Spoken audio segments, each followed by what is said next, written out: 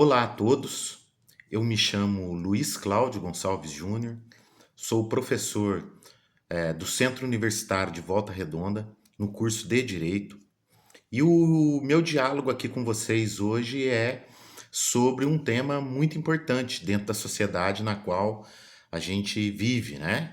Que é o estupro virtual e a violência sexual digital no Brasil.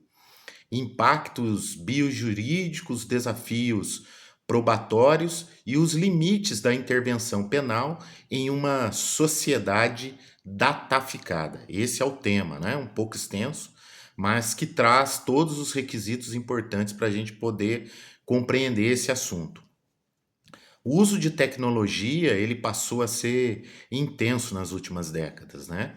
Hoje, praticamente todas as pessoas estão hiperconectadas. E nesse sentido, essa tecnologia ela pode ser tanto usada para o bem, mas infelizmente ela também pode ser usada para o mal.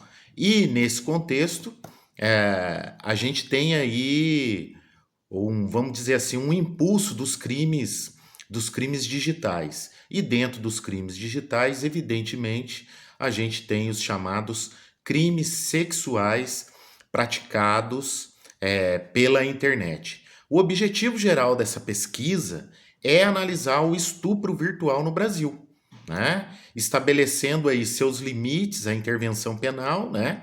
Os seus desafios probatórios e, evidentemente, os impactos biojurídicos que esse crime faz incidir sobre a vítima e gerando consequências para a nossa sociedade. Ainda sobre os objetivos, mas sob uma perspectiva específica, nós pretendemos conceituar o que é uma sociedade dataficada, trazer para vocês aí o conceito de sextorção, né? Sexting e estupro virtual, evidentemente, além da própria pornografia de vingança, né? E saber se tem como enquadrar esses crimes dentro do nosso atual ordenamento jurídico. Então, o problema dessa pesquisa é justamente esse, né? Será que o nosso ordenamento jurídico ele possui instrumentos normativos para poder enquadrar e reprimir o chamado estupro virtual? Evidentemente que a justificativa ela é clara aí, né? Já que com o avanço da tecnologia as pessoas podem estar suscetíveis, né, a ser vítimas dessa prática criminosa.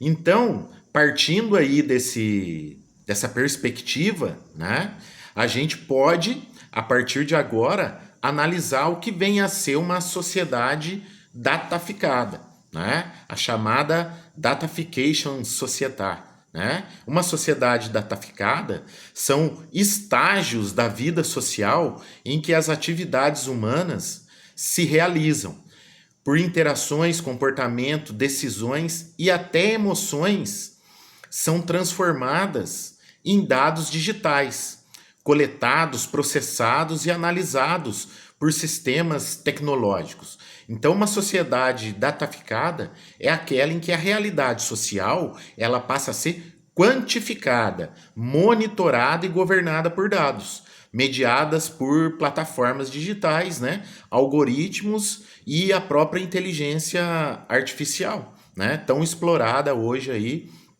no cotidiano, né, principalmente na área da educação. Então, vejam vocês que a sociedade dataficada é essa sociedade que vai transformar a nossa realidade social em dados, né? E não por outro motivo, né? Ulrich, que é um dos autores aqui com quem a gente trabalhou, ele fala numa sociedade de risco, né? E por conta dessa tecnologia, né? Praticamente hoje todas as pessoas elas possuem um celular, né? Então existe uma sociedade, a gente vive numa sociedade de risco, tá? E no Brasil, esses dados eles ganham ainda mais relevância. Por quê? Porque hoje a gente tem a própria LGPD, a Lei Geral de Proteção de Dados, né? Que vai proteger os nossos dados principalmente aqueles relacionados dados sensíveis, né? Que estão voltados para a nossa imagem, a nossa honra, e ele está evidentemente inserido dentro desse contexto de violência sexual. Então vamos passar agora, visto o conceito de sociedade dataficada, vamos passar agora para as questões de violência digital, né? A sociedade da informação, conforme eu já havia dito, ela trouxe muitos benefícios, mas trouxe muitos malefícios. E para conter esses malefícios, evidentemente que o processo penal ele precisa passar, não só o processo penal, como o próprio direito penal, ele precisa passar por revisões, né? Para que a própria investigação, e daí eu coloco desde a parte do inquérito, né? Desde a fase preliminar, ela possa estar estruturada para combater esse tipo de crime. Fala-se em pornografia de vingança quando há divulgação de conteúdo de material sexual não autorizado por terceiros, né? Uma situação em que geralmente é cometida por ex-companheiro, que acaba expondo aquele conteúdo, né? É uma ação vingativa por conta do fim do relacionamento. E existem vários casos aí no Brasil sobre isso daí. Ele busca atingir exatamente a imagem e a honra da pessoa que foi exposta, né? Atingir divulgando essas imagens ou vídeo, né? Para um número indeterminado de pessoas, né? Então a imagem dessa pessoa passa a circular nesse ambiente circular, nesse ambiente digital, né? A imagem ou o seu vídeo, né? A pornografia de vingança também é conhecida como revenge porn, né? No seu inglês aí, né? Por sua vez, a gente tem o chamado sexting, né? Que é um termo em inglês que se refere ao envio de imagens de cunho sexual, mas que atualmente consiste, né, em mandar imagens ou vídeos, né, aos chamados nudes aí, como a gente conhece, né, por meio de smartphone ou qualquer dispositivo eletrônico, tá? E a sextorção, ela tá dentro desse contexto também. É uma forma de exploração sexual em que uma pessoa é chantageada, né? Com uma imagem ou vídeo, né, dela desnuda, né, ou realizando atos sexuais que geralmente foram previamente compartilhados mediante o próprio sexting que a gente acabou de ver. Então inicia ali num sexting, né, mas pode ter um desdobramento para a sextorção. Né? Então a vítima ela é coagida, né, a realizar relações sexuais com alguém, né, entregar esses vídeos, essas imagens, né, mediante dinheiro, né, ou outra, pode ser outra contrapartida, né, e ela evidentemente vai sofrer ameaças caso ela não se aqueça, né, a essa chantagem, né? Caso ela não aceite, né, essa chantagem. E a gente já teve casos, né? Eu acabei pesquisando sobre isso daí. Teve casos que mesmo a vítima fazendo aquilo que o estuprador virtual queria, né? Ele acabou divulgando as imagens dela e ela cometeu suicídio, né? Então, para vocês verem como tem um desfecho, né? Um desdobramento terrível aí para a vítima, né? Recentemente, nós tivemos aí um importante instrumento jurídico para tentar coibir esses atos no ambiente virtual, que foi o Estatuto Digital da Criança e do Adolescente, né? O chamado ECA Digital. Então ele representa assim um importante instrumento normativo, né? Que vai se somar a outros para proteger o ambiente virtual. Nesse caso aí, ele impõe inclusive a responsabilidade compartilhada entre Estado, família e sociedade, né? Além das plataformas digitais, tá? O crime, vamos falar agora sobre o tópico, o tema principal, né, que é o estupro virtual, né? A gente já viu sociedade dataficada, viu os conceitos de sexting sextorção e pornografia de vingança, agora a gente passa a analisar especificamente o estupro virtual. O crime de estupro, né, sem ser o virtual, ele está previsto no artigo 213 do Código Penal, que traz constranger alguém mediante violência ou grave ameaça, né, a ter conjunção carnal ou praticar ou permitir que com ela se pratique outro ato libidinoso, uma pena de reclusão que pode variar aí de 6 a 10 anos, né? E no caso de estupro de vulnerável, a gente tem o artigo 217-A, que diz que ter conjunção carnal ou praticar ato libidinoso com menor de 14 anos, uma pena de reclusão, né, de 8 a 15 anos de reclusão. Portanto, nós temos tanto do estupro normal quanto do estupro de vulnerável. Artigo 213 e 217-A. Agora vejam bem, a doutrina majoritária defende a tese de que não há necessidade de alteração desses dispositivos para punição do estupro virtual, pois essa modalidade ela pode ser tipificada dentro do 213, somados aí ao 217-A, quando se tratar de vulnerável, né? Por quê? Porque o estupro, tá? Ele pode ser conceituado, o estupro virtual, ele pode ser conceituado como um ato de constranger alguém mediante violência ou grave ameaça a praticar ato libidinoso através da internet ou de outros meios virtuais. Então, não necessitaria do contato físico. Esse é o pensamento da maioria da doutrina.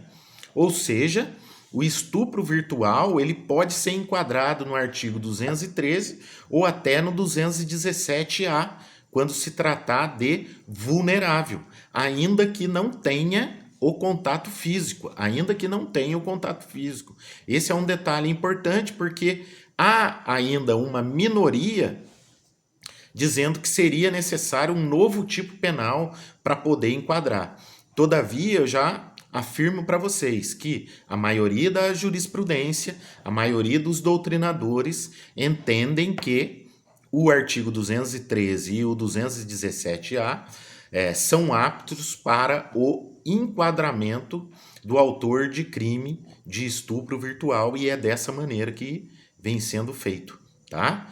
E para completar isso daí, a gente teve em 2018 a Lei 13.718 de 2018 do Código Penal. Ele acrescentou a letra C, a linha C, né? A letra C no artigo 218, que diz que oferecer, trocar, disponibilizar, transmitir, vender ou expor à venda, distribuir, publicar ou divulgar por qualquer meio, inclusive por meio de comunicações de massa ou sistema de informática e telemática, fotografia, vídeo ou outro registro audiovisual que contenha cena de estupro, né? De estupro de vulnerável, né? Ou que faça apologia ou induza sua prática sem o consentimento da vítima, né? Cena de sexo, nudez, pornografia. Reclusão de 1 a 5 anos, né? Se o fato não constitui crime mais grave. Portanto, o artigo 218-C do Código Penal, ele se soma ao artigo 213 e 217-A, justamente para reforçar aí o enquadramento do estupro virtual dentro do nosso ordenamento jurídico. Então, se teve grave ameaça para obrigar atos sexuais online, é caso do 213, 217-A. Se depois houve vazamento desse conteúdo, você pode aplicar o 218-C. E se você, evidentemente, se o autor, evidentemente, fez uso de extorsão, né, o dinheiro, para não publicar esse material, a gente está, evidentemente, diante do crime de extorsão. Portanto, o enquadramento ele é perfeitamente possível nos dias atuais, e é dessa maneira que vem ocorrendo na jurisprudência, inclusive, tá? Existem impactos biojurídicos relacionados a esse crime? Existem, né? Você vai ter aí vítimas conforme eu havia dito ainda há pouco aí sobre a vítima que cometeu suicídio, né? Mas nós temos casos aí de síndrome do pânico, de depressão, né? Além de outras características, como a dificuldade de dormir, insônia, pesadelo, sono muito leve, né? É comum ter esses pensamentos intrusivos ou até suicidas, né? Sentimentos que vão se alternando, né? Humilhação, angústia, raiva de si própria, né? Do próprio agressor, né? Medo, culpa, desespero, né? Tudo isso desencadeia, evidentemente, reflexos negativos no aspecto emocional, sentimental, né? E a pessoa tende a ter esses problemas de saúde, tá? Então, o que configura hoje, por exemplo, o estupro virtual? Obrigar a vítima a se masturbar, sob pena de divulgação de vídeos íntimos, constranger a vítima com base em ameaça, a introduzir objetos, né, na vagina ou no ânus, forçar a vítima a se despir sob pena de divulgação dessas fotos íntimas, né? Nós tivemos casos aqui, por exemplo, no Mato Grosso, de cafetinas que levaram crianças ou uma criança, né, para que esse estuprador virtual satisfazesse a sua lascívia, vendo essa criança nu, né? Vendo essa criança em seu estado nu, né? Sem roupas ali. E o tribunal enquadrou isso como estupro virtual. Também um outro caso de um ex-companheiro, né? De um ex-namorado de uma mulher que, enquanto ela dormia, ele acabou tirando fotos dela sem que ela percebesse. E ele fez um perfil falso na internet e passou a fazer essa extorsão, né? Pedindo para que ela ou depositasse dinheiro, mas além disso que fizesse novos vídeos, né? Para que ele pudesse, evidentemente, não publicar as fotos dela anteriores, né? Essas fotos anteriores. Ou seja, ele criou um perfil falso, ela nem sabia que era um ex-namorado, mas ele acabou sendo preso, né? E daí se confirmou que era um ex-namorado dela. Então, esses crimes são mais comuns do que a gente imagina, tem um impacto negativo sobre a vida da vítima, né? A violência em si e também a própria violação da dignidade sexual. Então, justificando aí a temática, né? São crimes que estão sendo cada vez mais comum dentro da nossa sociedade. Mas hoje é possível enquadrar, sim, o estupro virtual com base no artigo 213, 217-A do Código Penal e também 218-C. Espero que vocês tenham gostado. Um abraço.